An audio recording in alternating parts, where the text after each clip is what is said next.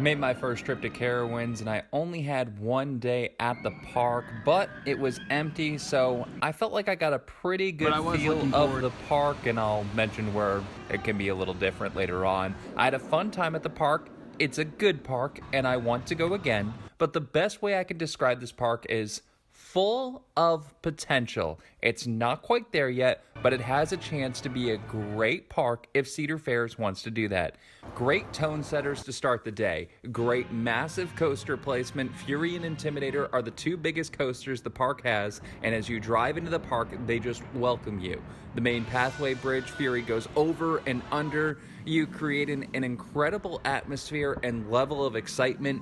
The main entrance pathway shows the divide of the two states. Carowinds, where the Carolinas come together. Great slogan. I appreciate this. Carowinds does a lot of marking of each state going from one to the other. The lines at the entrance where you used to have the wooden coaster going out between both of them would have been great, but I also know why they got rid of this because I'd heard by many people that it was one of the roughest rides they've ever been on. But it made use of this unique location set up for a theme park. As park improvements are going on, another good is spreading the top rides out. Fury is in the front right, Copperhead Strike is in the back leftish, and Afterburn is even further back left. Nighthawk and Intimidator fill out the other areas of the park. Nighthawk in a premier location, so we'll see what ends up happening there. A very strong top three rides in Fury, Copperhead Strike, and Afterburn. I have an in-depth ride review on them and other rides in another video on my channel, so make sure you subscribe and then check that out after. Link is in the description down below.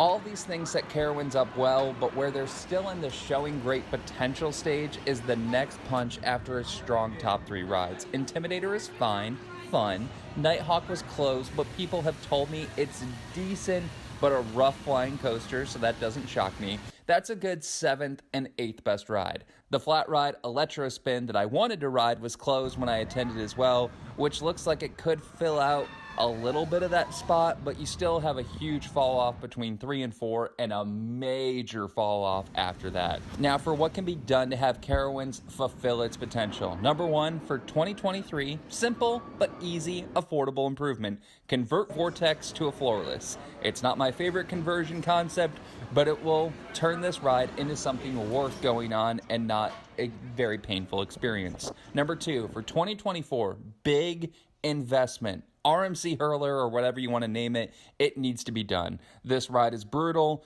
It's so rough. This ride could be made awesome with some RMC conversion. Plus, it would make two superb rides right next to each other in Fury and RMC Hurler. I'm looking at you, Maverick and Steel Vengeance.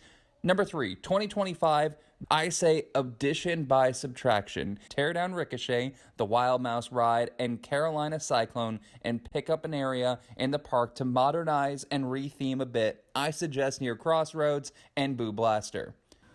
2026, build a Velocicoaster-esque ride. Would be great to do theming, but if you don't want to go that far, because we get it, you're Cedar Fairs, though, this park has more theming than any other Cedar Fairs park that I've seen. It would be an Intamin Blitz-style ride. I know it's no longer the proper name, but a Velocicoaster-esque ride would be perfect for that section and would make it two different dual-launch coasters with completely different styles. Number five, use this area as a water ride section, either a Raging Rapids or better yet, a roughly 5-minute log flume ride like Daredevil Falls at Dollywood to help cool off guests in the Carolina heat without them having to go to the water park. 2027, although could definitely be done earlier than this and rearrange some things, tear down Nighthawk and use that prime real estate for something great. These additional changes and theming updates along the way would take Carowinds up to that next level of theme park, and it has the ability to live up to that great potential. Although I haven't been there before, I can tell there has been plenty of money poured into this park by Cedar Fair since taking over, and I hope/think Cedar Fairs will do at least some of this. Now, small complaint, plenty of rides and restaurants were closed while I was there. Now, most of them can be missed attractions, but it's a bummer to miss some flat rides.